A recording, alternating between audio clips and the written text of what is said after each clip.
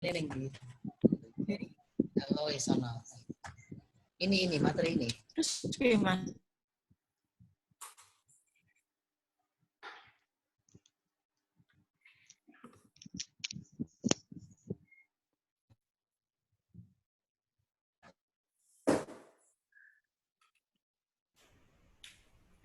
Ya, slideshow ya.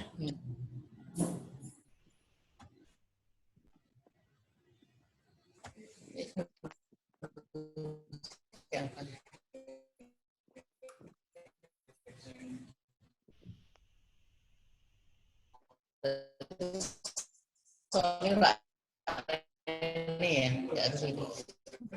Enggak, dia di sana. Soalnya sana haus, Bu. Oh. Jadi kayaknya kita akan mulai jam 1.10 ya Bu untuk diskusi kita hari ini.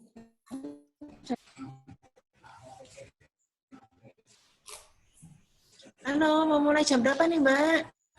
Jam 1.10 Mbak. Sebentar Halo? lagi kita mulai. Halo Mbak.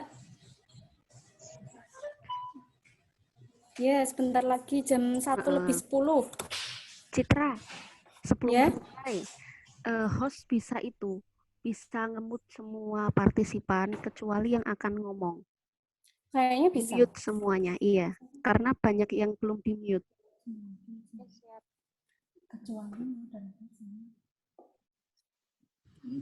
Ya Mbak, ini mau di-mute semua. Ya, kecuali yang akan bicara narsumnya.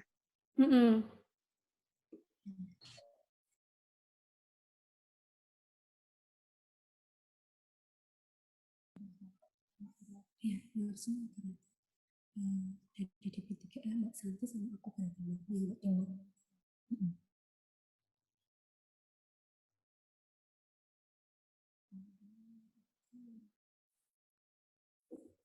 Mbak Santi masih di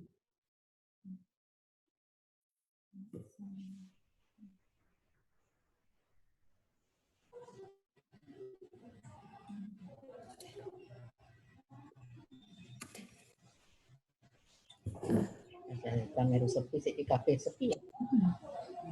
karena ini sudah jam 1.10. Mulai aja ya. Mulai ya? Iya, saya mulai Ya. ya Bu. Oke. Assalamualaikum warahmatullahi wabarakatuh. Mulai saja ya. Iya. Warahmatullahi wabarakatuh. Selamat siang kawan-kawan semua. Pertama-tama saya Citra sebagai host diskusi pada hari ini ingin menyampaikan terlebih dahulu terima kasih kepada kawan-kawan semua serta kedua narasumber kita yang telah bergabung dan meluangkan waktunya untuk ikut berpartisipasi dan membagikan pengetahuannya kepada kita semua di dalam diskusi Binar Puan atau Bincang Perempuan 1 tentang potret kekerasan terhadap perempuan dan kebijakan pada masa COVID-19 ini. Nah, di dalam situasi pandemik COVID-19 ini, telah kita ketahui bersama bahwa Pak Jokowi telah mengeluarkan keputusan Presiden tentang penetapan kedaruratan kesehatan masyarakat dan PP nomor 21 tahun 2020 tentang pembatasan sosial berskala besar dalam rangka percepatan penanganan COVID-19. Di Jawa Tengah juga, Pak Ganjar telah mengeluarkan keputusan gubernur tentang penetapan status tanggap darurat bencana COVID-19 di Provinsi Jawa Tengah. Nah, dalam situasi ini sangat berdampak pada kehidupan sosial ekonomi masyarakat, terutama perempuan korban kekerasan. Nah, hari ini di diskusi terkait dengan terkait dengan potret kekerasan terhadap perempuan dan kebijakan pada masa COVID-19 ini, kita sudah bersama dengan dua narasumber kita, yaitu dari LRC KJHAM, Divisi Bantuan Hukum, Mbak Santi Rahayu, dan dari Dinas Pemberdayaan Perempuan, yaitu Bu Saptiwi Mumpuni. Untuk pemateri pertama, Mbak Santi Rahayu, terkait dengan bagaimana situasi perempuan di tengah wabah COVID-19 ini, mari kita dengarkan pemaparan dari Mbak Santi Rahayu untuk pertama kalinya. Kepada Mbak Santi Rahayu, Kepala Divisi Bantuan Hukum LRC HAM, kami persilahkan. Baik, terima kasih atas waktu yang sudah diberikan. Nah, memang dengan adanya peraturan gubernur dan juga tentang social distance juga memang sangat berdampak pada perempuan korban kekerasan di dalam situasi COVID-19 ini. Nah, sebelum saya menyampaikan situasi tentang situasi perempuan korban kekerasan selama COVID-19, saya ingin menyampaikan tentang data bahwa memang dari tahun ke tahun memang kasus kekerasan mengalami peningkatan ya. Di tahun 2017 itu ada 44 kasus, tahun 2018 terdapat 49 kasus, dan tahun 2019 terdapat 79 kasus. Nah, dan selama pandemi COVID, yaitu bulan Maret 2020 sampai April 2020, LSK HAM sudah masuk pengaduan sebanyak 7 kasus. Nah, jadi di pandemi COVID kita tetap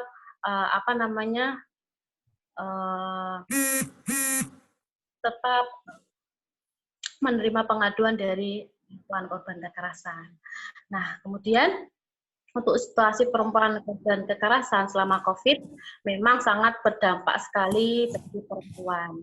Salah satunya adalah dampak ekonomi.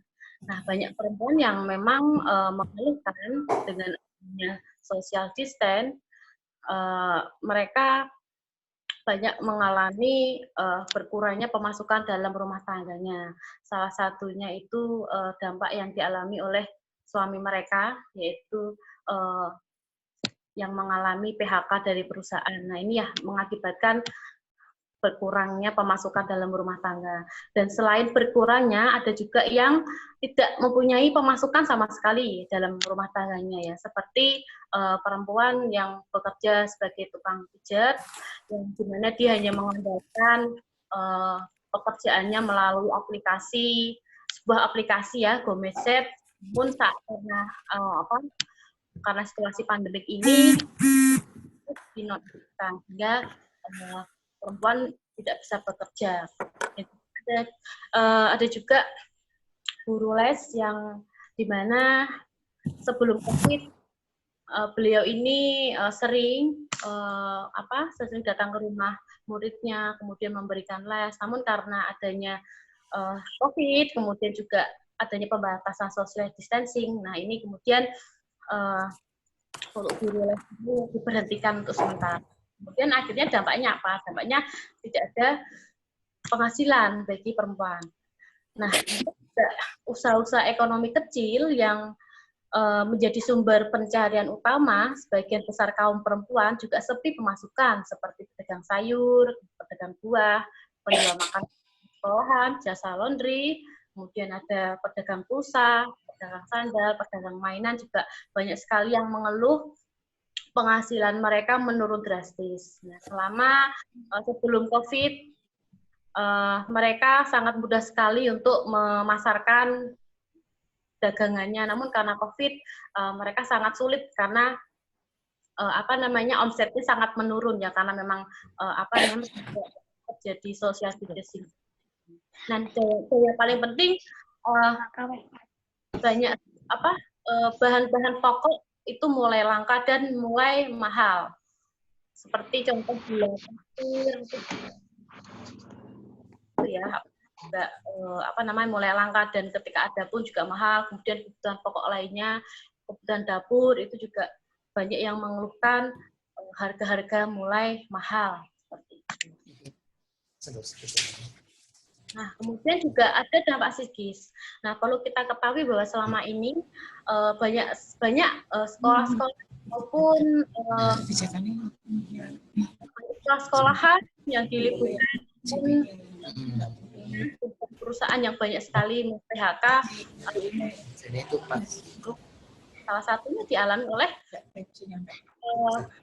perempuan yang dimana ketika anaknya apa namanya anaknya ini Anak-anak Yang ini berjarak itu. mereka itu belajar di rumah. Nah, ini juga berdampak psikis. Pelajaran anak-anak yang di rumah juga ditambah beban perempuan karena selain selain dituntut untuk mendampingi anaknya, juga perempuan juga dituntut untuk melakukan pekerjaan atau aktivitas lainnya. Dan juga ketika tugas-tugas yang diberikan oleh guru mereka itu sifatnya online atau telekonferensi, maka membutuhkan banyak kuota internet ya. Dan itu juga dengan situasi seperti ini yang dimana penghasilan menurun drastis, tapi pengeluaran mereka juga banyak. Nah, inilah juga yang dialami perempuan. Nah, kemudian karena social distancing tidak dianjurkan untuk tidak keluar rumah. Lah ini berdampak juga yang dimana anak-anak hanya di rumah, tidak keluar. Nah, ini anak-anak juga rentan untuk stres.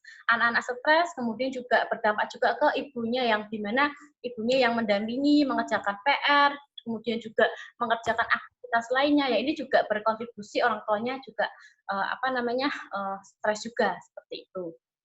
Nah, kemudian banyak juga perempuan yang dituntut untuk mengelola kebutuhan rumah tangga, seperti dengan adanya penghasilan dari suami mereka, ada yang tidak mendapat ada yang di PKHK, kemudian juga ada yang mendapatkan gaji 50%. Nah, inilah peran perempuan dituntut untuk bagaimana bisa mengelola kebutuhan rumah tangga mereka agar cukup seperti itu dengan penghasilan 50%, namun pengeluarannya banyak. Nah, inilah mereka dituntut untuk bagaimana caranya agar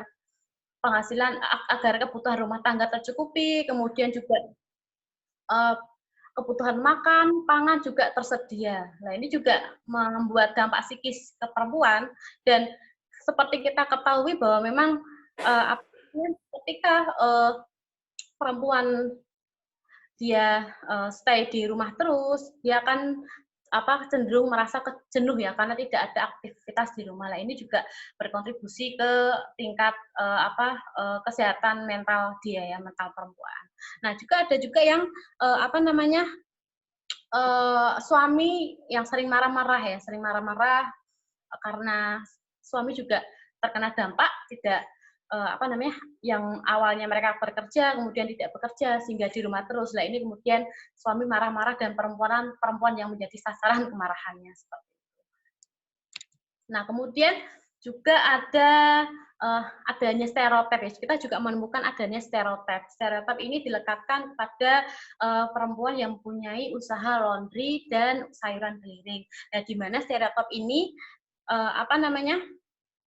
para customer pengusaha laundry ini mereka takut bahwa ketika mereka itu melondrikan bajunya ke laundry perempuan, salah satu usaha perempuan ini, si customer takut bahwa nanti bajunya akan terkontaminasi virus COVID-19.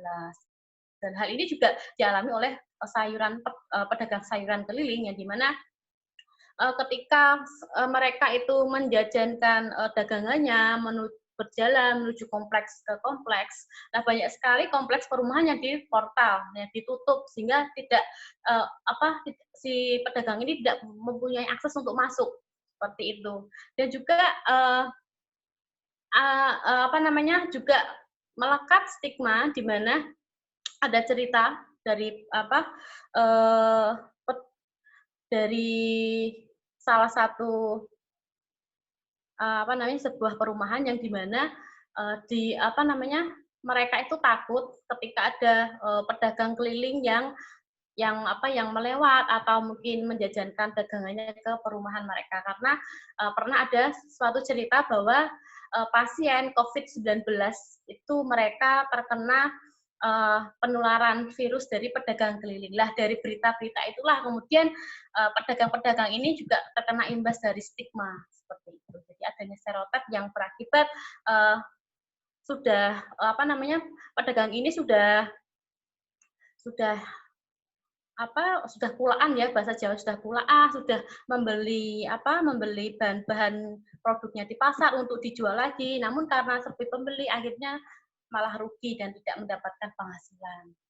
Nah, itu memang situasi-situasi yang yang perempuan korban kekerasan yang alami selama masa COVID-19.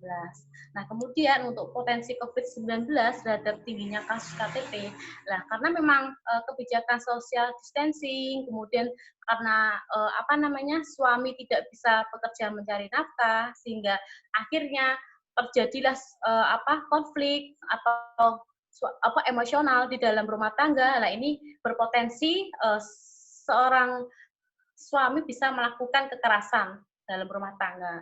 Nah, dalam kondisi tekanan ekonomi seperti ini juga meningkatnya beban perempuan di dalam rumah tangga itu sendiri, dan selain itu juga terbatasnya ruang gerak dan situasi sulit lainnya itu juga menjadi dampak dari pandemi ini, membuat perempuan rentan mengalami kekerasan seperti itu.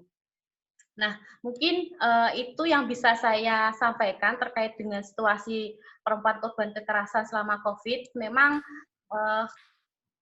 perempuan korban kekerasan memang mengalami dampak ekonomi, kemudian dampak psikis, dan adanya stereotip yang melekat ke mereka dari adanya COVID-19 ini. Mungkin itu yang bisa saya sampaikan untuk situasinya. Situasi perempuan. Oke, terima kasih banyak Mbak Santi atas pemaparannya terkait dengan situasi perempuan di tengah wabah COVID-19 ini. Saya ingin bertanya sedikit Mbak terkait dengan kalau tadi yang Mbak Santi sampaikan, ada 2 dampak yang terjadi kepada perempuan dengan adanya pandemi COVID-19 ini. Apakah ini berkaitan juga dengan kebijakan-kebijakan yang telah dikeluarkan oleh pemerintah, ataupun hal ini hanya berdampak sebatas dampak ekonomi dan psikis saja? Apakah ada dampak-dampak lain selain kedua dampak tersebut? Nah, kalau untuk memang jelas adanya dampak ekonomi kan karena adanya suatu kebijakan yang yang menghimbau untuk social distancing kan, seperti itu. Memang adanya suatu kebijakan. Nah, karena kebijakan ini otomatis berdampak langsung ke perempuan. Yang dimana kita ketahui bahwa banyak sekali kan perusahaan-perusahaan kan adanya pandemik ini, karena ada social distance, mereka PHK karyawannya. Lah inilah kemudian berdampak ke penghasilan sama sekali, seperti itu. Nah, kemudian memang kaitannya dengan dampak psikis karena memang adanya social distancing yang dimana dihimbau di dalam rumah. Lah inilah memang karena kondisi perempuan yang di rumah saja, yang kita ketahui bahwa ketika biasanya kita stres, kita bisa keluar, bisa jalan-jalan ke mall, bisa jalan-jalan ke kemanapun itu ya untuk menghilangkan rasa jenuh, rasa stres lah. Karena kondisi seperti ini kita tidak bisa seperti itu karena adanya himbauan tadi ya. Kita harus kalau ingin kita stay aman, kita harus di dalam rumah. Sedangkan di dalam rumah kalau misalnya kebutuhan tercukupi, tidak apa-apa. Tapi lain hal kalau misalnya kebutuhan ekonomi tidak tercukupi, seperti itu. Pasti banyak sekali konflik-konflik yang terjadi di internal sebuah keluarga. Misalnya yang saya bilang tadi, rentan sekali terjadi kekerasan, seperti itu. Ketika ada konflik tidak bisa diselesaikan, otomatis menimbulkan pertikaian. Ketika pertikaian itu tidak bisa diselesaikan dan memang tidak bisa mengkontrol emosi, lah itulah rentan terjadi kekerasan, seperti itu. Kekerasan apa? Bisa fisik, bisa psikis, seperti itu. Nah, ini memang yang harus kita pikirkan bersama, bagaimana dalam kondisi COVID-19 ini perempuan tidak mengalami kekerasan yang dialami oleh perempuan lain yang sudah mengadu ke LSK Jam, seperti itu. Satu lagi Mbak Santi, untuk penanganan kasus selama ini yang telah dilakukan oleh KJHAM seperti apa, Mbak? Nah, untuk penanganan kasus di RKJH memang selama ini kita dari mulai bulan Maret ya, kalau tidak salah bulan Maret sampai April 2019 kita memang melakukan WFH ya, kerja di rumah. Namun kita juga tetap membuka pelayanan pengaduan dan konseling. Namun kita pengaduan dan konseling secara online. Jadi ketika ada korban kekerasan yang mengadu bisa menghubungi penkontak pendamping, kemudian bisa apa namanya, bisa melakukan konsultasi maupun konseling kepada pendamping LSC kajian. Jadi untuk penanganan kasus kita memang membatasi untuk penanganan yang bersifat langsung kecuali untuk untuk kasus-kasus yang sangat urgent seperti itu. Namun kalau untuk pengaduan langsung itu bisa melalui online, konseling bisa melalui online.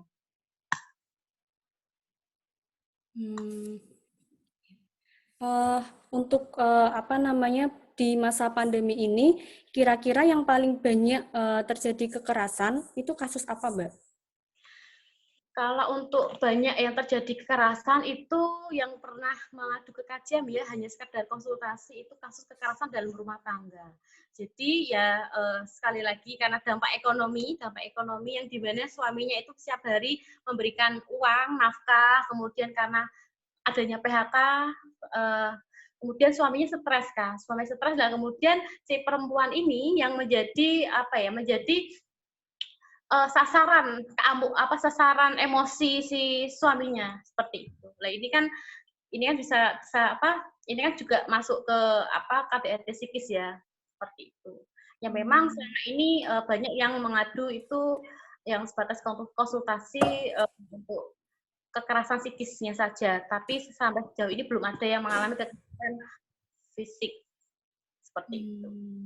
Berarti saat ini lebih banyak korban yang mengalami kekerasan ekonomi, pelantaran ekonomi, baik ekonomi dan psikis ya, Mbak. Kalau untuk yang fisik sampai saat ini belum ada begitu ya, Mbak? Ada yang mengadu untuk yang fisiknya. Dari dampak COVID ya? Iya, dari dampak COVID-19 ini. Terima kasih Mbak Santi atas pemaparannya dalam diskusi ini. Untuk selanjutnya, kita akan dengarkan pemaparan dari Ibu Saptiwi Mumpuni MSI dari Dinas Pemberdayaan Perempuan Perlindungan Anak dan Keluarga Berencana tentang kebijakan pemerintah Provinsi Jawa Tengah merespon COVID-19 yang berpotensi terhadap kasus kekerasan terhadap perempuan. Untuk Ibu Saptiwi, kami persilahkan. Nggak ada anaknya. Ya, terima kasih. Saya Saptiwi Mumpuni, Kepala Bidang PHPA. Di sini saya kebijakan dari kantor kami di 2KP Provinsi Jawa Tengah.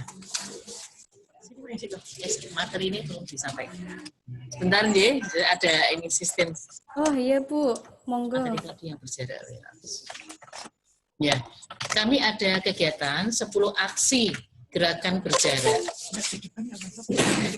Di depan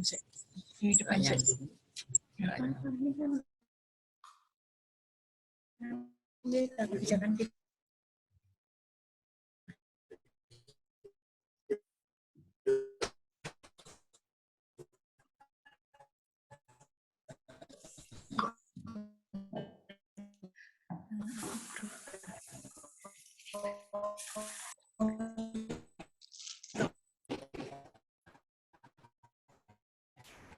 Oh iya.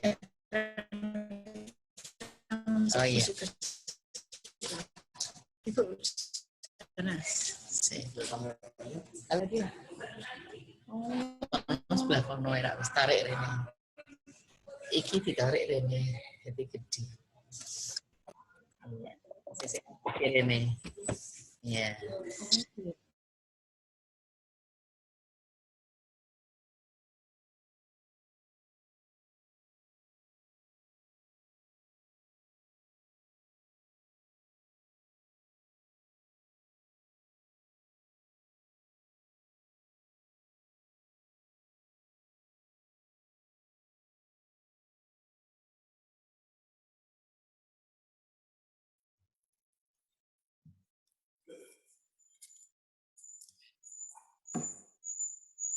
Kok mati?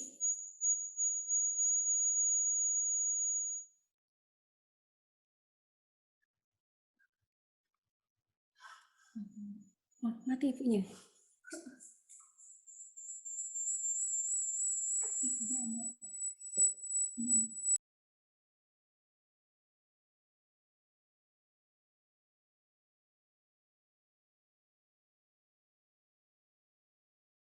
ini sudah nyala.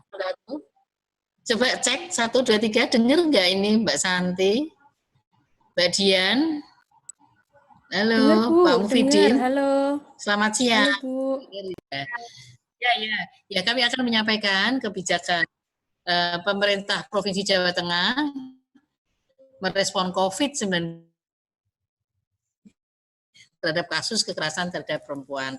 Tadi sudah disampaikan oleh dan Mbak Dian, ini terkait pandemi kali ini itu kan berefek kepada berbagai sisi, yaitu sisi sosial, ekonomi, dan tentunya kesehatan.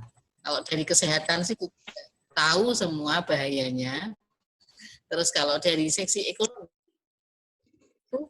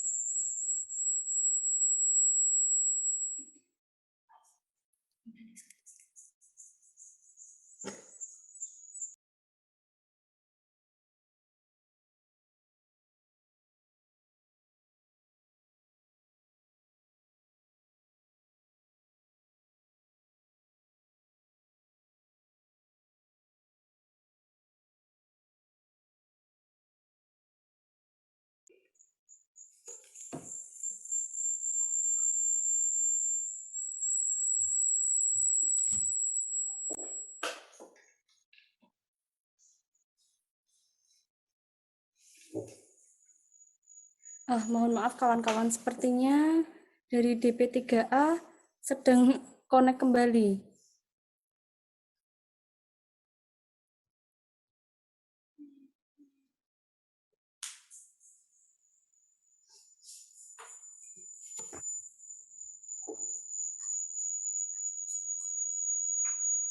banyak Vicon, kan ada 3 Vicon sehingga perlu ada internet ini, sambungan internet. Mohon maaf karena di kantor kami ini saat ini ada 3 kegiatan video conference Vicon, jadi internetnya ini agak terhambat, putus sambung gitu. Nah, ya, ini kata saya singkat aja kita menyampaikan kegiatannya, yaitu kantor P2KP itu masuk di dalam penanganan gugus tugas COVID di tingkat provinsi. Kemudian melaporkan secara berkala ke Kementerian, ke PPA, terkait pencegahan dan penanganan yang dilakukan melalui program gerakan berjarak. Nanti kita akan sampaikan gerakan berjarak 10 langkah gerakan berjarak tersebut. DP3AP 2KP Provinsi Jawa Tengah membentuk gugus tugas yang melibatkan mitra dan relawan.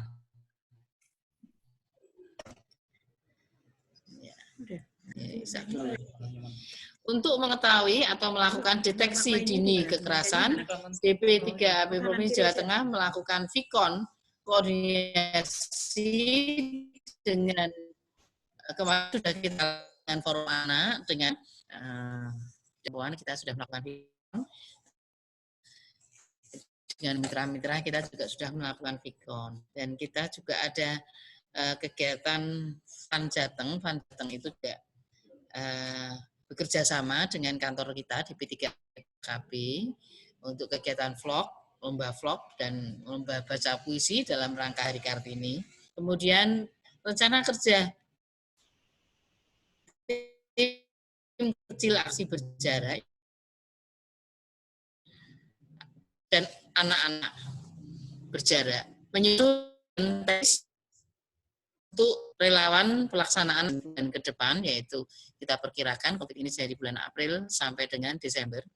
Kemudian merumuskan kriteria kelompok sasaran 10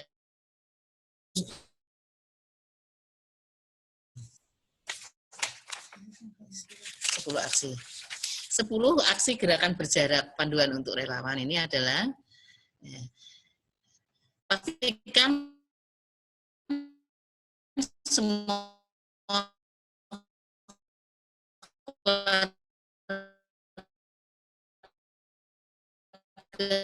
tetap di rumah. Apa di sini sangat penting untuk memberitahu dan peringatkan agar perempuan, anak, dan keluarga tetap berada di rumah masing-masing.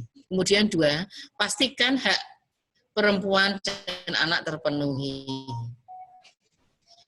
yaitu melaporkan status kebutuhan dasar bagi perempuan dan anak di lingkungannya. Kemudian aksi ketiga, pastikan alat perlindungan diri tersedia, ya, ada sabun cuci tangan, hand sanitizer, dan lain-lain.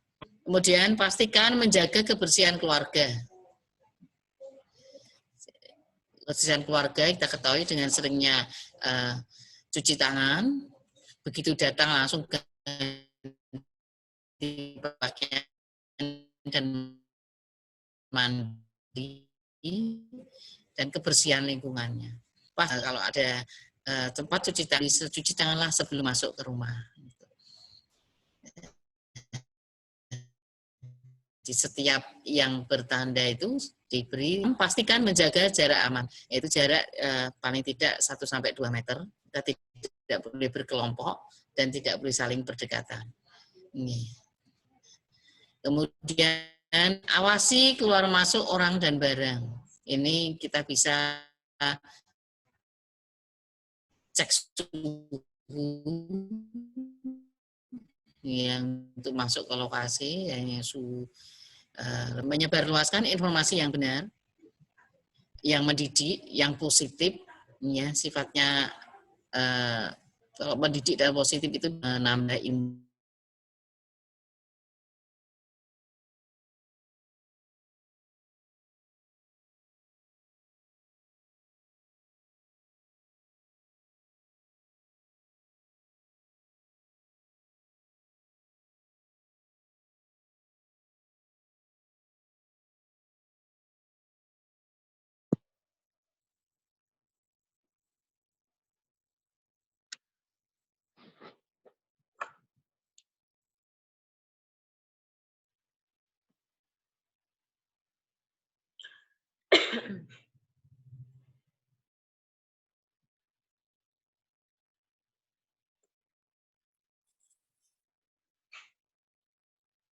Halo, Bu Sapti.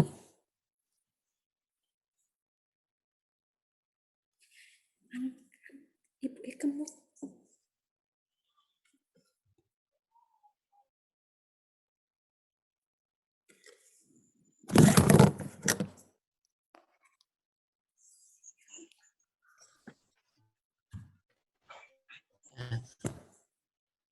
Kategori perempuan rentan dan kekerasan, perempuan pekerja rumahan, perempuan migran, perempuan ODA, perempuan disabilitas, ibu hamil, dan yang perempuan lansia.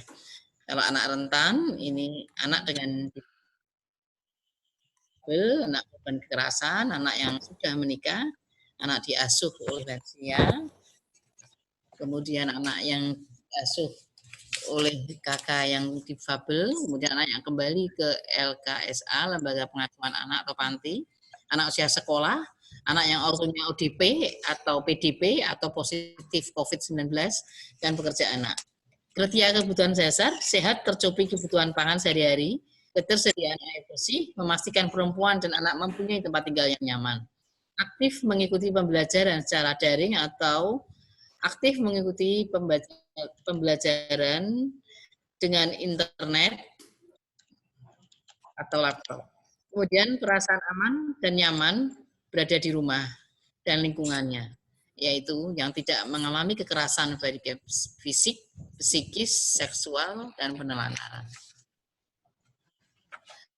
Mendesak darurat target mengalami kekerasan dan penelantaran P2TP2 kita bekerja sama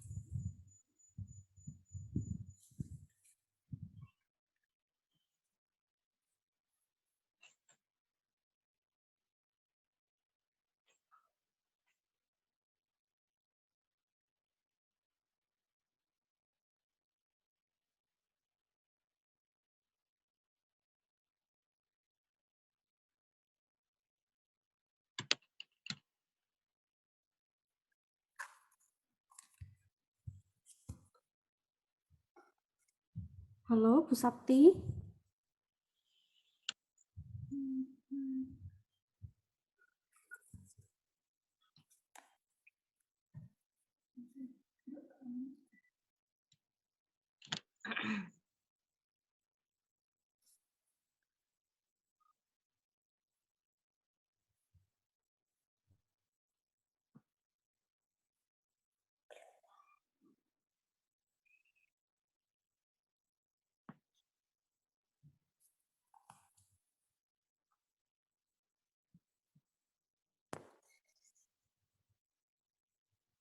Halo, Bu Sapti.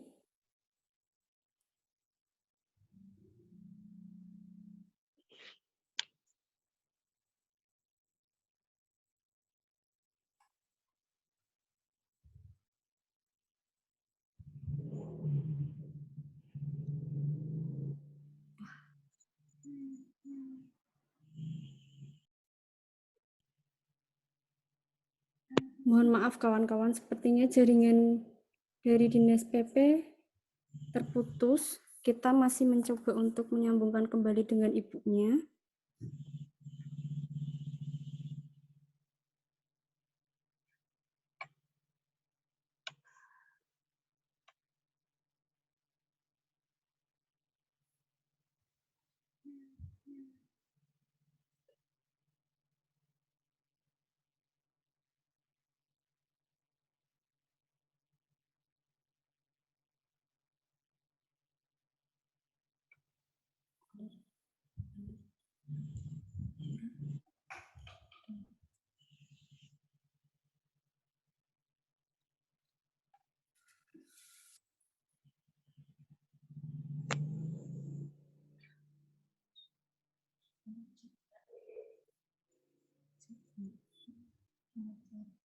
Mungkin bisa share file lewat kanan.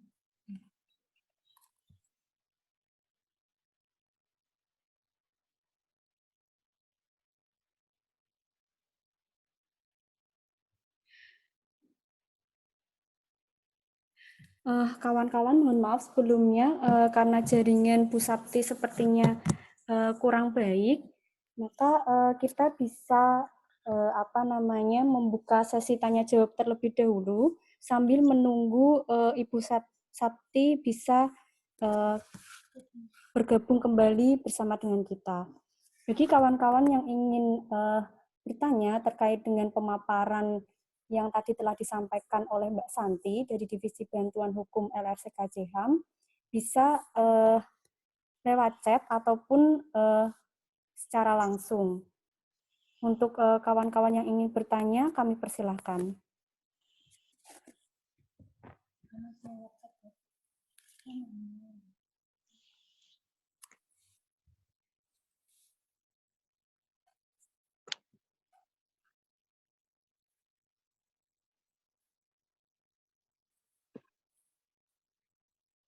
Kak Manda mau bertanya?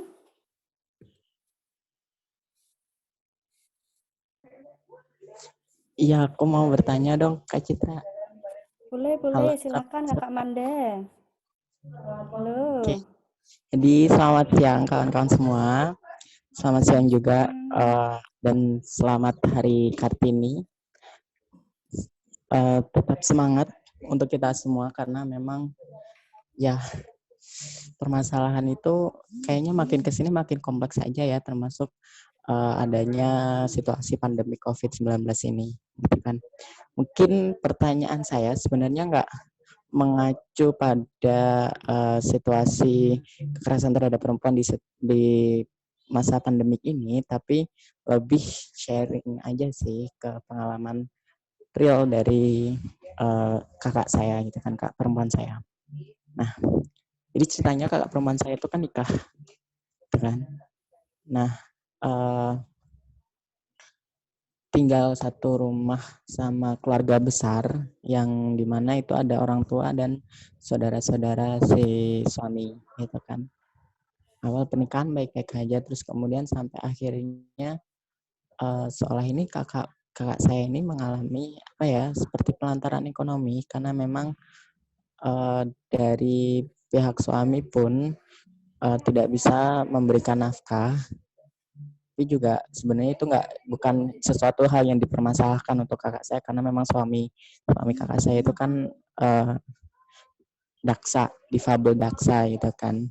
Nah, akan tetapi akhirnya situasi itu makin menekan kakak saya ketika orang tuanya itu selalu seperti kayak gini. Jadi kakak saya itu diminta untuk kerja, bahkan tidak boleh pulang ke rumah, bahkan untuk menemui anaknya itu nggak boleh. Bahkan waktu pertama kali melahirkan itu langsung disuruh kerja sama orang tua suaminya kakak saya gitu kan. Nah, ketika saya mau ngasih tahu nih sebenarnya sama kakak saya, kamu itu sebenarnya mengalami kekerasan dalam rumah tangga, karena kekerasan dalam rumah tangga itu kan tidak hanya dilakukan oleh suami, tapi seluruh anggota keluarga di rumah itu, gitu kan. Nah, tapi gimana ya cara ngasih tahu, maksudnya ngasih tahu yang ngasih membuka pikiran gitu loh, bahwa karena di desa itu kan konstruksinya, apalagi yang kita lawan adalah orang tua gitu kan, pasti ada relasi kuasa antara orang muda dengan orang tua. Gimana sih caranya? Itu kan ini memang coba saya tujukan ke Mbak Santi sih, selaku divisi bantuan hukum di RSIKJ HAM. Itu aja sih singkatnya. Gimana sih cara kita untuk memberikan edukasi untuk orang tua si suami itu, karena ketika saya coba untuk ini loh, aku kan ada relasi ke lembaga bantuan hukum, tapi jawabannya karena memang ya mau gimana lagi, nggak bisa dilawan katanya gitu, karena kalau dilawan nanti takutnya malah yang terjadi sesuatu hal yang tidak diinginkan, karena nanti takut bercerai, terus kemudian jadi berantem, terus kemudian nggak bisa dapat hak asuh anak, nggak bisa dapat hak harta gono gini dan sebagainya. Padahal kita tahu bahwa semua hak itu dijamin oleh negara gitu kan. Tapi balik lagi konstruksi. Terima kasih. Nah, itu aja sih Kak Citra. Terima kasih Kakak Manda yang telah sharing dan berbagi pengalaman kakaknya sendiri ya Kak Manda. Nah, sebelumnya mohon maaf Kakak Manda, karena ini dari Dinas Pemberdayaan Perempuan sudah kembali bisa bergabung bersama kita. Mungkin pertanyaan Kakak Manda terkait bagaimana cara memberikan edukasi kepada orang tua berdasarkan dari situasi tersebut, kita keep dulu ya Kak. Nanti akan kita jawab setelah Dinas Pemberdayaan Perempuan memberikan materinya. Begitu Kak Manda.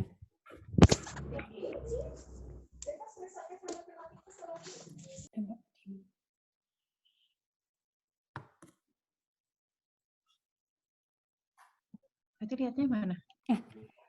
Halo Bu Sapti. Iya. Sudah bisa bergabung bersama kami? Iya, bisa.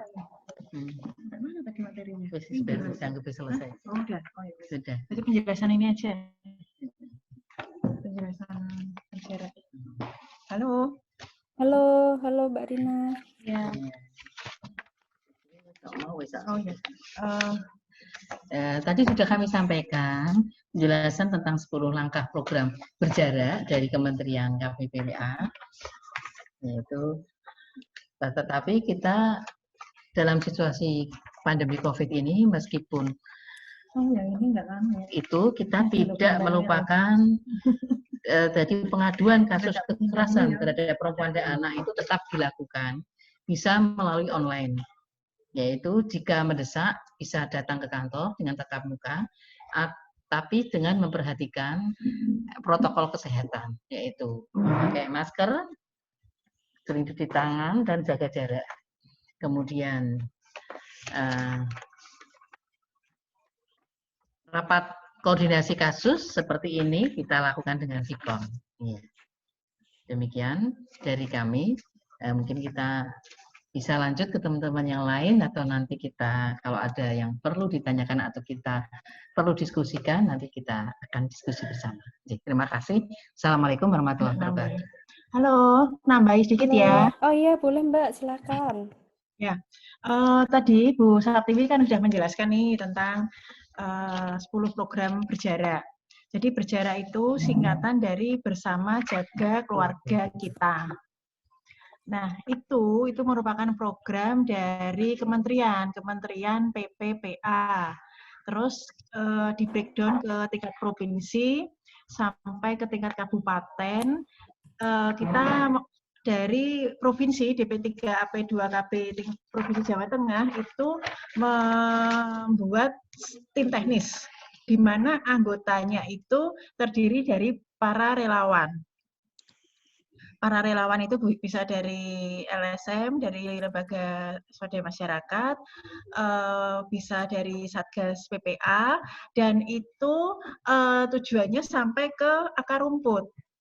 Contohnya ini, jadi seperti kalau di RT itu kan ada dawis ya. Nah, dawis ini bisa misalnya mengawasi 10 rumah, di mana tim relawan ini itu jadi melaksanakan 10 aksi berjarak itu. Jadi mereka mengawasi, misalnya ya, apakah tadi ya seperti aksi pertama, pastikan semua keluarga tetap di rumah. Nah, apakah semua anggota keluarga itu tetap berada di rumah? Jadi tidak keluar kalau tidak perlu. Terus yang kedua, pastikan hak perempuan dan anak terpenuhi. Nah, ini yang penting ya. Jadi mereka harus peduli. Seperti tadi yang disampaikan Mbak Santi tentang kasus-kasus kekerasan dalam rumah tangga ya, apalagi dalam suasana situasi COVID seperti ini, mungkin kedua orang tuanya tidak bekerja, akhirnya anak yang menjadi sasaran, atau bahkan itu tadi ya pertengkaran antara suami istri atau kasus-kasus kekerasan juga meningkat. Nah, ini pastikan hak perempuan dan anak terpenuhi. Jadi pastikan kebutuhan dasar bagi perempuan dan anak itu terpenuhi. Tidak hanya kebutuhan dasar, tetapi juga mereka aman di rumah itu. Itu tadi aksi kedua. Aksi yang ketiga, pastikan alat pelindungan diri tersedia ya, seperti masker dan sebagainya.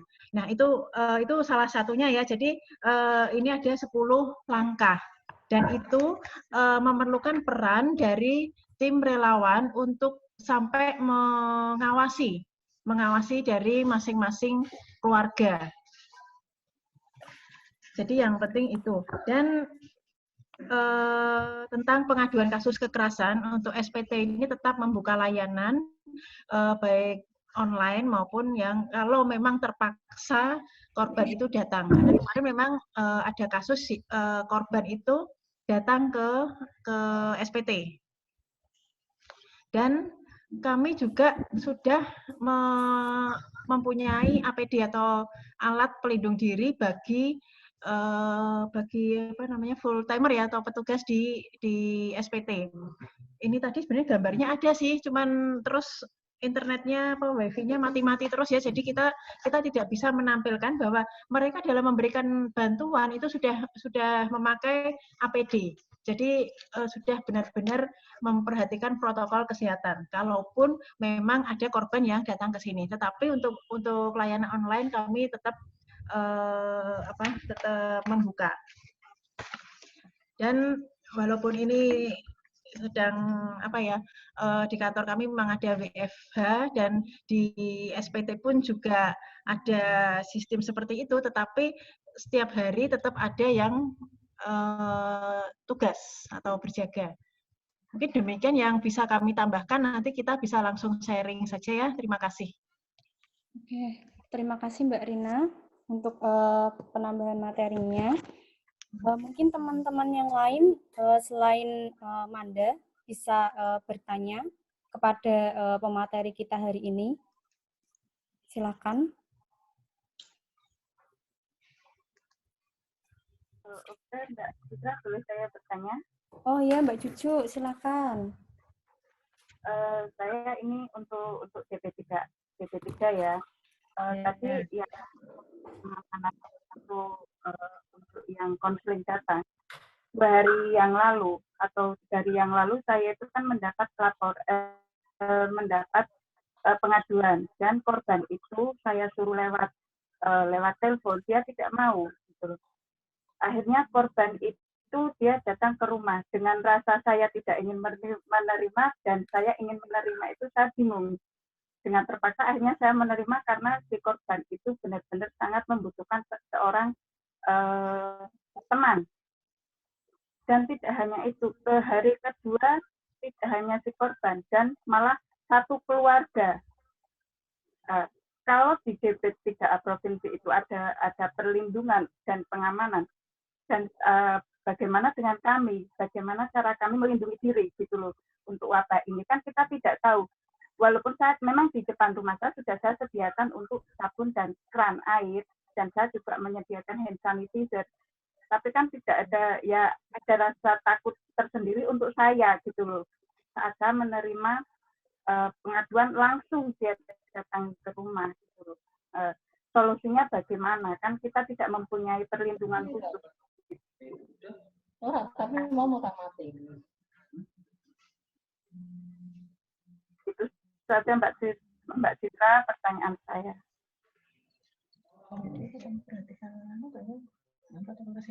Gitu.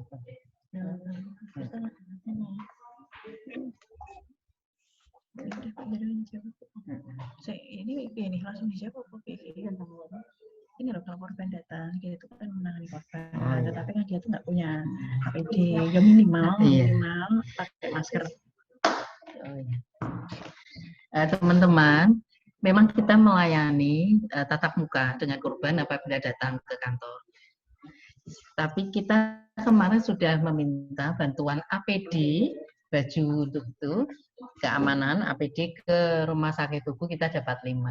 Jadi nanti kalau ada datang korban ke kantor, nanti kita layani, tapi dengan pakaian yang kita dapat bantuan dari APD itu sebanyak 5 buah.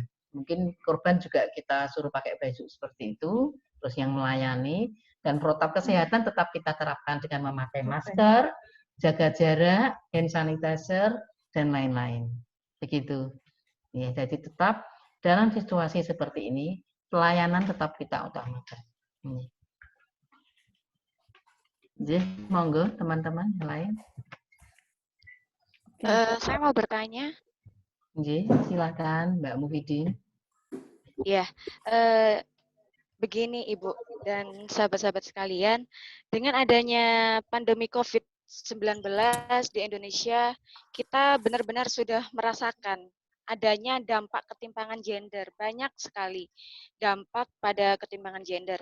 Salah satunya yaitu dampak dari beban ganda yang harus ditanggung oleh seorang perempuan, yang mana yang biasanya mereka bekerja di luar, kemudian urusan rumah tangga itu sekarang sudah jadi satu. Mereka di rumah sudah bekerja, mengurus anak, masak juga. Kemudian dampak yang dialami oleh anak-anak.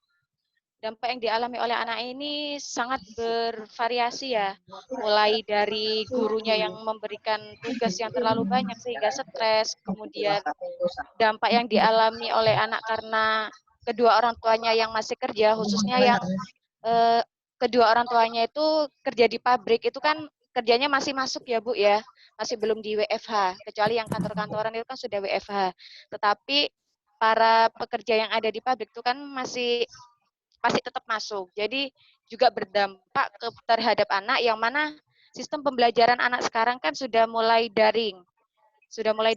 Sedangkan orang tua tetap bekerja, kedua orang tuanya. Nah, si anak sendirian di rumah. Nah, ini kan sangat miris ketika seorang anak yang seharusnya mereka itu melakukan sistem pembelajaran daring, karena kedua orang tuanya bekerja, sehingga mereka para anak-anak ini tidak bisa mendapatkan sistem pembelajaran daring, tidak bisa mengakses.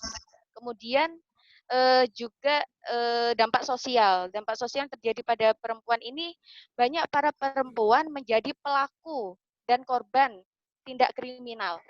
Jadi dengan adanya pandemi COVID, kemudian dampaknya terjadi PHK secara besar-besaran, itu memberikan dampak sosial terhadap perempuan juga.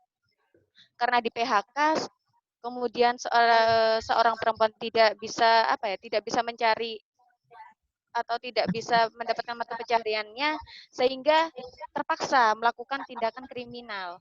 Nah, namun tindakan kriminal ini juga tidak beralasan karena memang sudah tidak ada jalan lain untuk para perempuan mencari rezeki atau mencari pendapatan, sehingga mereka terpaksa untuk melakukan tindak kriminal. Nah, ini juga bagaimana, apakah ada pendampingan khusus atau perlindungan bagi pelaku maupun korban dari para perempuan ini yang melakukan tindakan kriminal. Seperti itu. Terima kasih dari saya.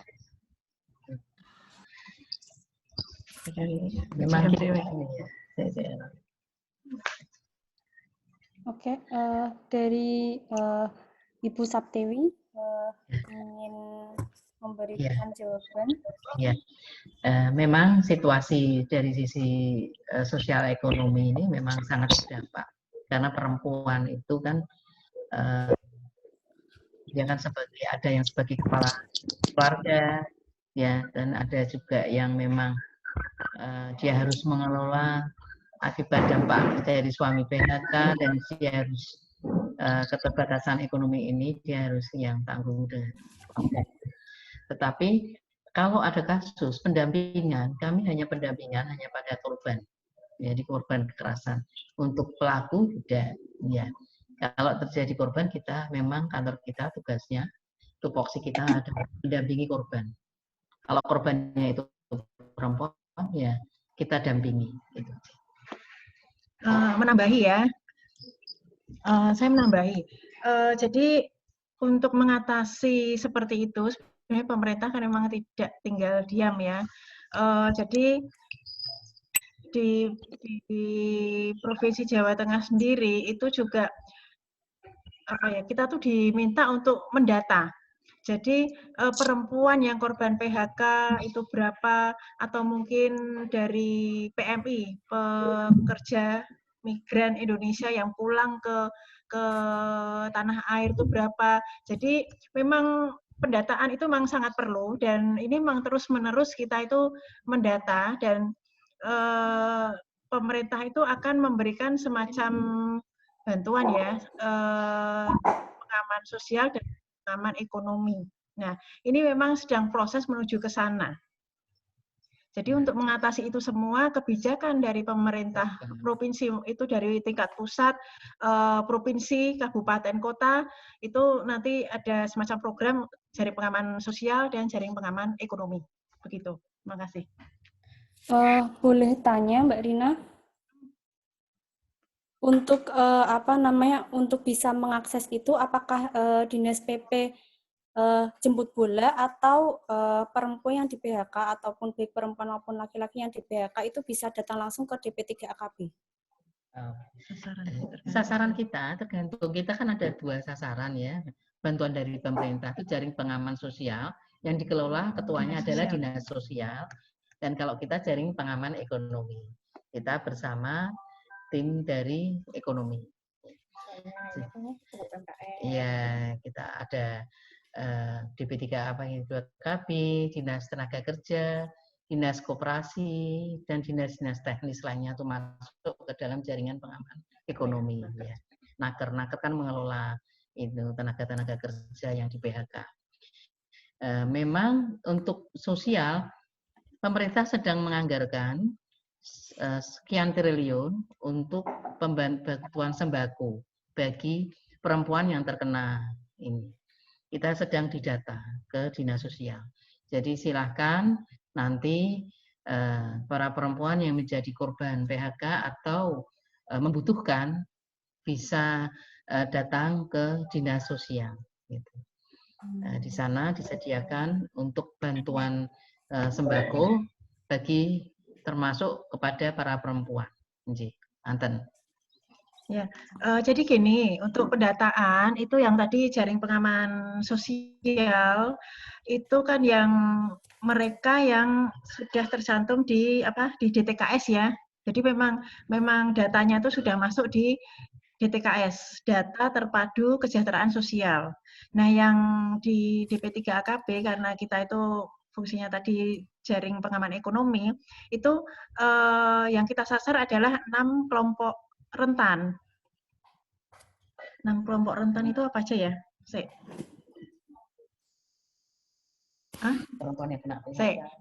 Bentar, aku lali. Perempuan korban kekerasan, terus perempuan PK atau perempuan kepala keluarga, terus IRT ODA, kader PKK.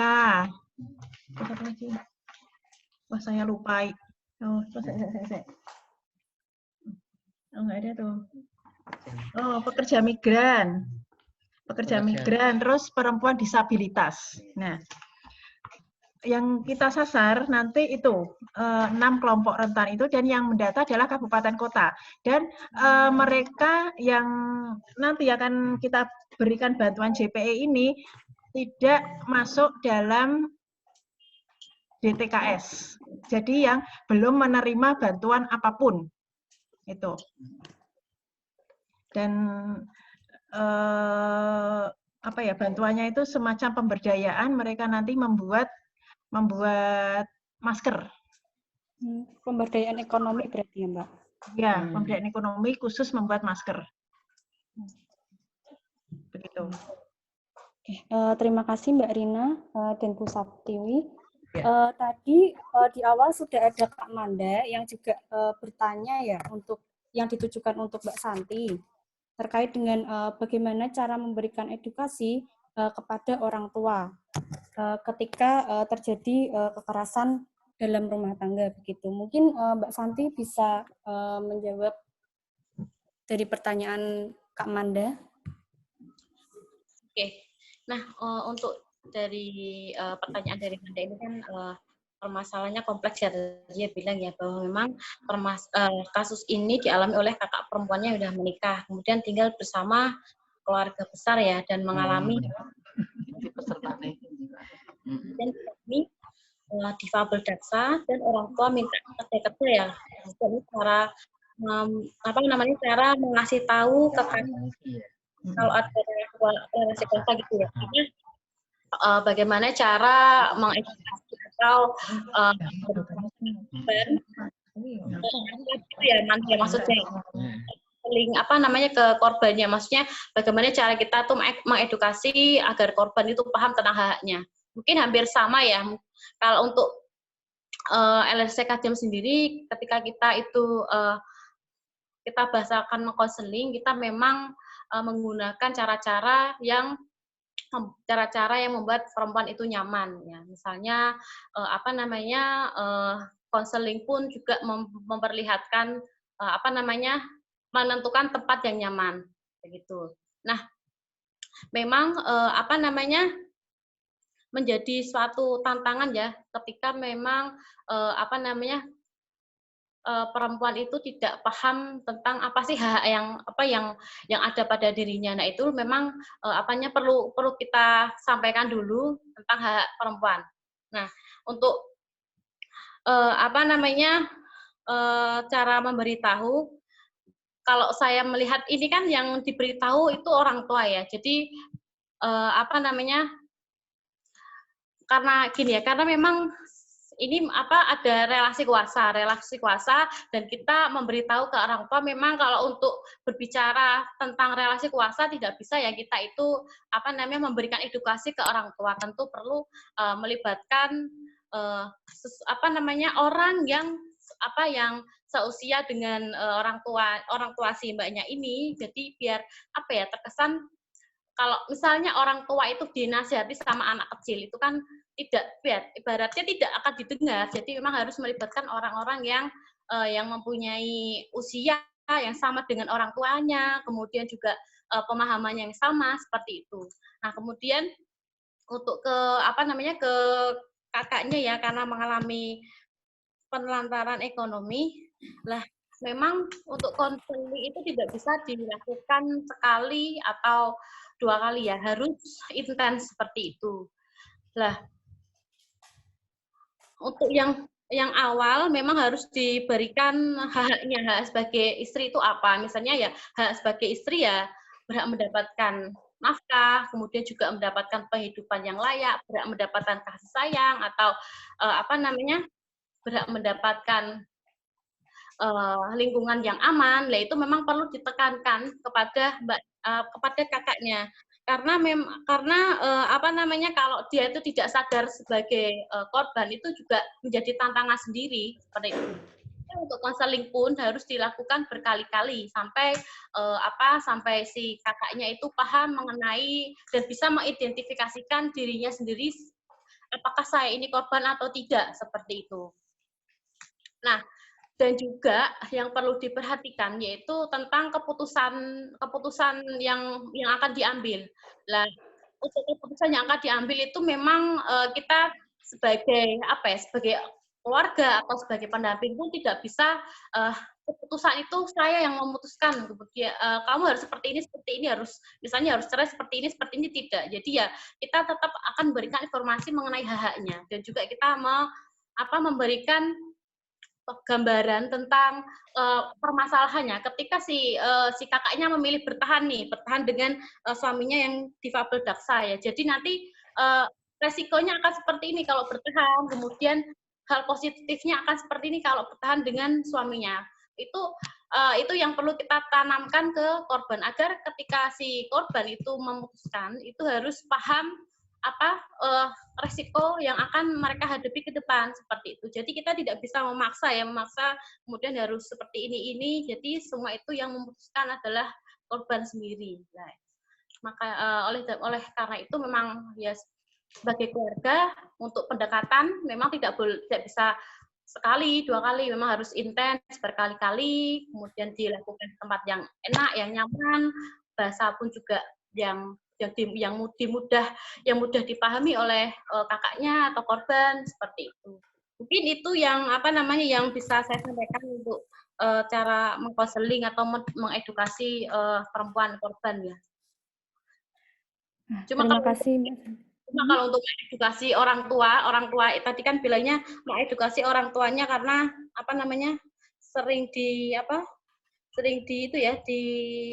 bahasanya mungkin sering dieksploitasi untuk suruh kerja begitu ya. Nah memang kalau sebagai misalnya saya Manda menyampaikan ke orang tua harus seperti ini memang butuh tenaga ekstra, tidak bisa sendiri, harus melibatkan orang yang orang lebih dewasa karena sekali lagi memang kalau untuk orang tua itu ketika mereka mendapatkan nasihat dari orang yang usianya lebih muda itu biasanya akan lebih akan lebih sedikit mengabaikan seperti itu. Jadi perlu melibatkan misalnya orang yang lebih paham, lebih memahami itu ya apa karakter orang tua, kemudian cara penyampaiannya ke orang tua seperti itu agar mudah dipahami dan orang tuanya itu sadar tidak melakukan eksploitasi ke istri dari ke menantunya ya. Mungkin itu yang bisa saya sampaikan. Lebih sering melakukan pendekatan-pendekatan berarti ya Mbak Santi. Tidak hanya sekali, tapi juga harus berkali-kali untuk memahamkan juga kepada orang tua maupun perempuan korban itu sendiri. Iya betul. Tadi sudah ada 3 penanya. Apakah kawan-kawan ada yang mau ditanyakan lagi untuk kedua narasumber? Silakan bagi teman-teman yang ingin bertanya.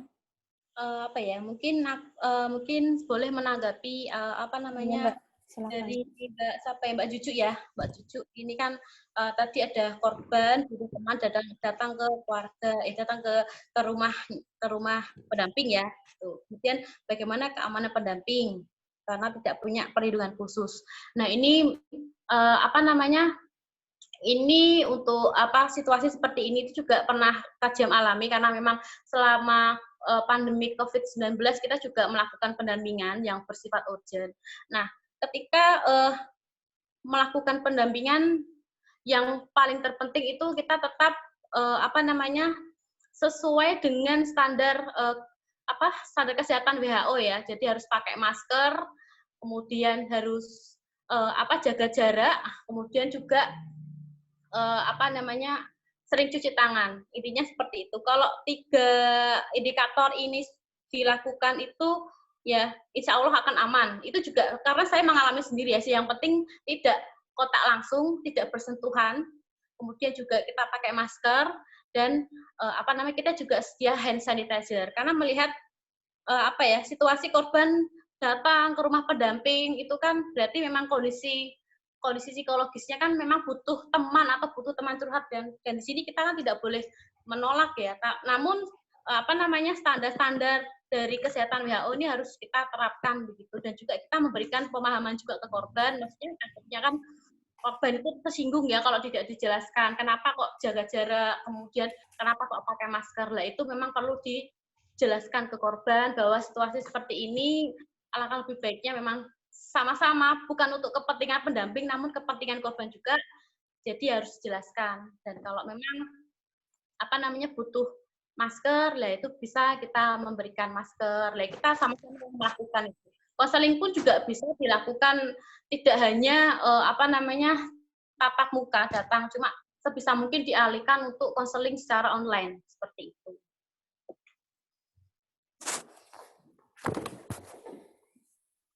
Itu juga salah satu pengalaman KJHAM ya Mbak di dalam pendampingan kasus penanganan kasus kekerasan terhadap perempuan ketika masa pandemi ini ya Mbak? Iya, karena memang kalau untuk kasus itu kita tidak bisa menolak ya. Jadi ya tetap kita terima. Namun ketika memang butuh pendampingan yang sifatnya urgent dan kita harus misalnya keluar dari rumah dan harus tatap muka, lah itu kita perlakukan protokol kesehatan WHO tadi. Itu hanya untuk pendampingan urgent saja. Ya itu belajar dari pengalaman sih, pengalaman pendamping atau saya ketika berinteraksi dengan korban. Oke, terima kasih Mbak Santi. Untuk kawan-kawan yang lain, apakah masih ada pertanyaan lagi untuk kedua pemateri kita?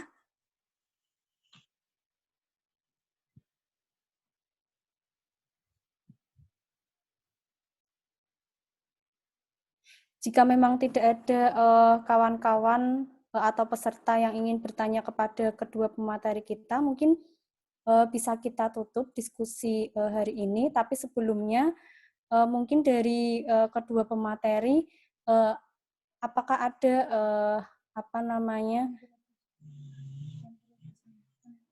yang perlu disampaikan kembali bagi perempuan ataupun kawan-kawan lain di tengah wabah pandemi ini?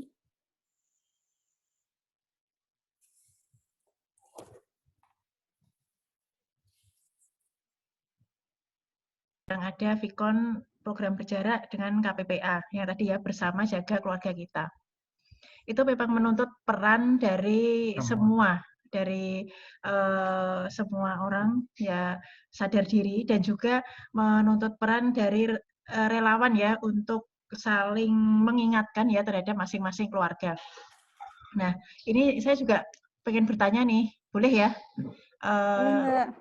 Oke, peran dari masing-masing teman-teman ini, mungkin dari KJHAM sendiri maupun dari teman-teman yang lain. Selama ini implementasi apa ya? Tadi kan kita udah baca nih 10 program berjarak itu.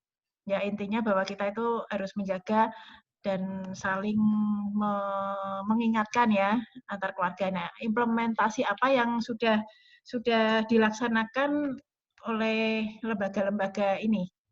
Monggo mungkin dari siapa yang bisa. Jadi kan kemarin kita sudah Vikon dengan masing-masing lembaga bahwa mereka itu memang sudah melaksanakan, cuman kan ini belum terkoordinasi. Nah, dari KJHAM sendiri perannya apa dalam melaksanakan pencegahan COVID-19 ini?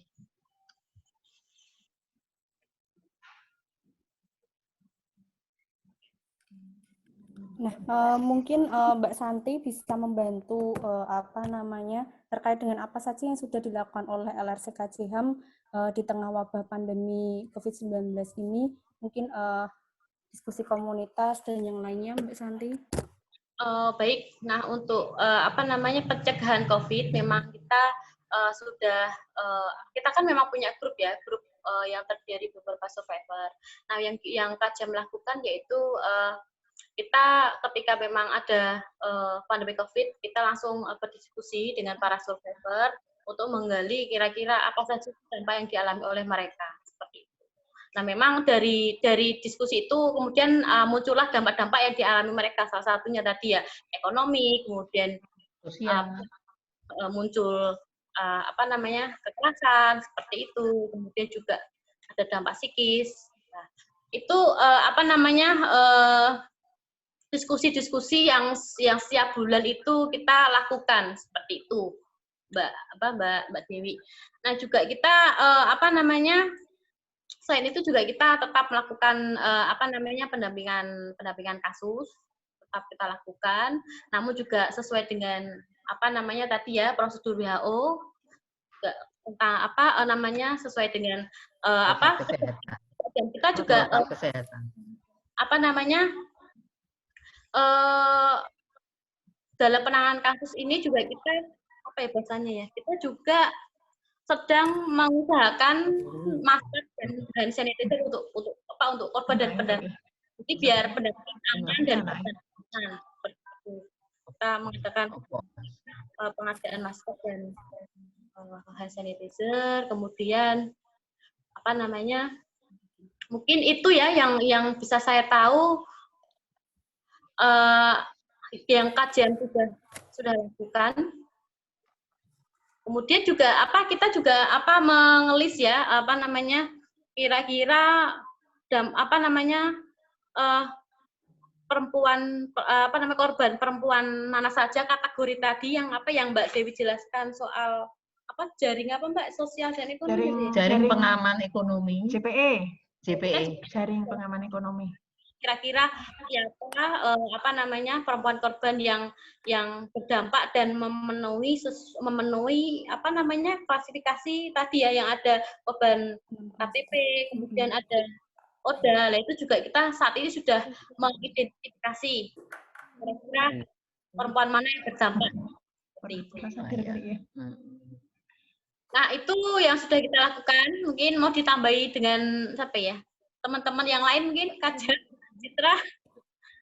Oh ya, Mbak, saya juga mau menambahi sedikit terkait dengan apa saja yang sudah dilakukan KJHAM atau yang akan dilakukan oleh KJHAM. Sampai saat ini kita juga sudah melakukan kampanye pencegahan terkait COVID-19 dan kekerasan terhadap perempuan. Kemudian kita juga berencana untuk pengadaan masker dan hand sanitizer untuk penanganan kasus dan komunitas rentan. Kemudian juga ada donasi masker, itu rencana kita terkait dengan pencegahan COVID. Kemudian untuk penanganan dampak COVID terhadap perempuan sendiri, kita juga melakukan advokasi anggaran, yaitu membuat kajian singkat analisis anggaran, kemudian advokasi bantuan ekonomi untuk perempuan yang tadi telah disampaikan oleh Mbak Santi, kita melis nama-nama perempuan-perempuan yang memang rentan mengalami kekerasan. Kemudian kita juga berencana untuk mengadakan kampanye gerakan perempuan menanam, kemudian juga donasi berupa uang. Begitu, Mbak. Oke.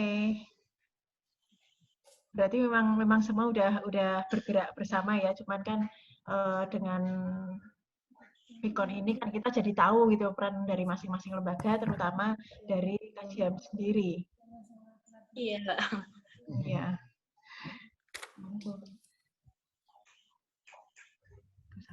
Iya.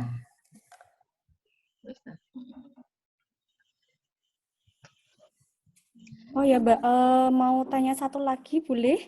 Iya, monggo. Untuk bantuan ekonomi tadi, Mbak, bagi perempuan yang terdampak, untuk membuat masker itu apakah harus ke dinas sosial atau bagaimana, Mbak, cara agar mereka bisa mengaksesnya? Teknisnya itu bagaimana, Mbak, kira-kira? Ini pendataannya kan melalui kabupaten kota. Di BPA. Jadi semua OPD pemerintah itu kan memang sekarang fokus dengan 2 program itu ya, JPS atau JPE, Jaring Pengaman Sosial dan Jaring Pengaman Ekonomi. Dan pendataan tuh lewat kabupaten kota. Sedangkan khusus ini sasaran yang tadi saya sebutkan 6 sasaran itu adalah perempuan-perempuan yang terutama yang miskin ya, yang belum masuk di DTKS. Jadi memang belum menerima bantuan sama sekali. Itu peran dari kabupaten kota dalam mendata itu. Dan kita hanya menerima pendataan dari kabupaten kota. Itu teknisnya seperti itu. Dalam hal ini kabupaten kota itu dinas sosial atau di PPA? Di PPA, Dinas Pemberdayaan Perempuan. Ya. Jadi kalau tadi Jaring Pengaman Sosial, ya berarti dinas sosial yang berperan dari tingkat provinsi sampai kabupaten kota. Gitu. Oke. Terima kasih, Mbak Ri. Oke. Mau tanya untuk Jaring Pengaman Ekonomi ini untuk sasaran berapa? 7 orang tadi ya? Ada batasannya, Mbak? Batasan berapa? Batasannya. Kriteria. 6 kriteria.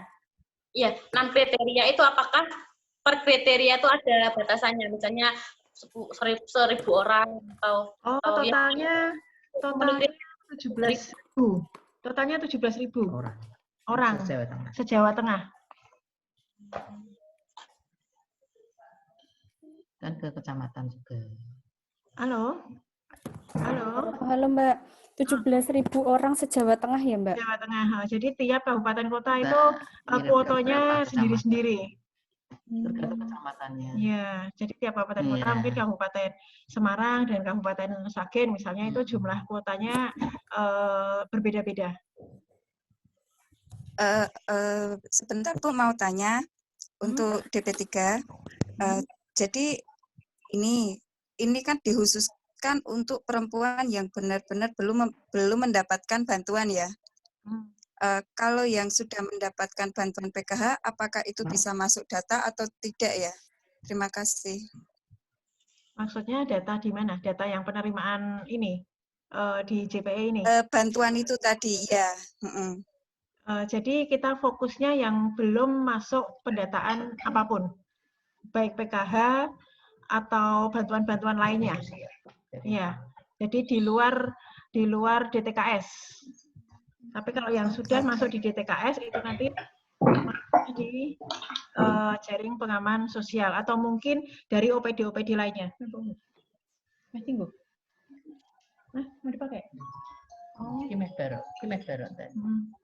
Ya, sudah jelas ya. Terima kasih. Ini ya Bu Cucu, Bu Santi, Mbak Dewi dan teman-teman lainnya, Bu Mufidin. Terima kasih. Ya, semuanya, Bu Dian. Iya, karena kita ada Vikon lagi ini ditunggu. Ya, ini sehari kita bisa lebih dari 3 Vikon.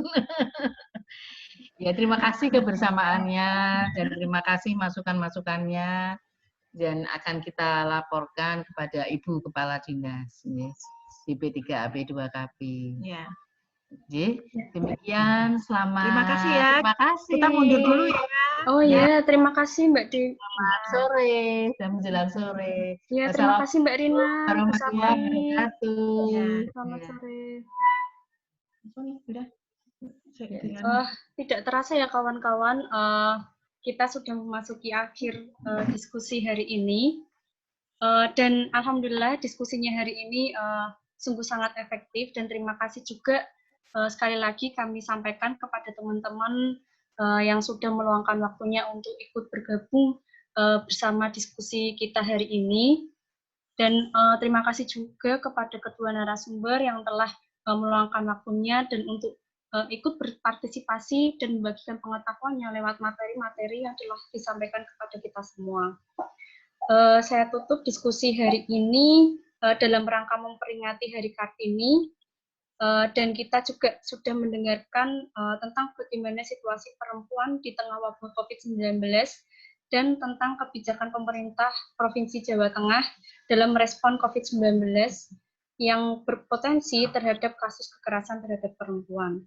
Semoga diskusi hari ini bermanfaat bagi kita semua dan masyarakat juga dapat berpartisipasi untuk memutus rantai penyebaran COVID-19 di Indonesia dan ikut berpartisipasi di dalam mencegah kekerasan terhadap perempuan di tengah wabah COVID-19 ini.